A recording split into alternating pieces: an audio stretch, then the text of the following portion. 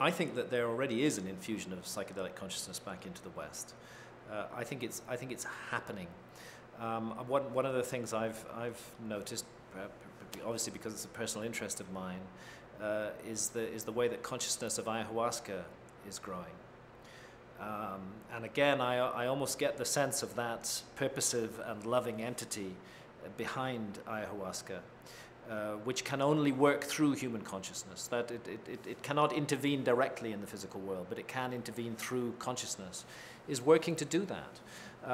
And ayahuasca is much harder for the power structures that we have now. It's much harder for them to put down because it has been part of a legitimate religious and spiritual practice for thousands of years, certainly in the Amazon.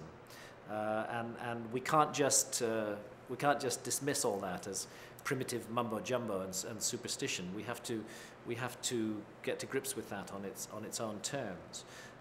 So in a way, ayahuasca can be the fifth column that introduces this into our society, and we've already seen the legal struggles taking place with the Unia de Vegetal, the Santo Daime, in some countries, and I believe in the United States, actually getting an exemption and the right to drink ayahuasca within their religious framework. There's still this notion that religion has to involve a structure and a hierarchy, which is being applied to the process. So I can see a situation where organized ayahuasca churches may be allowed to practice and to work, and indeed are being allowed to do so.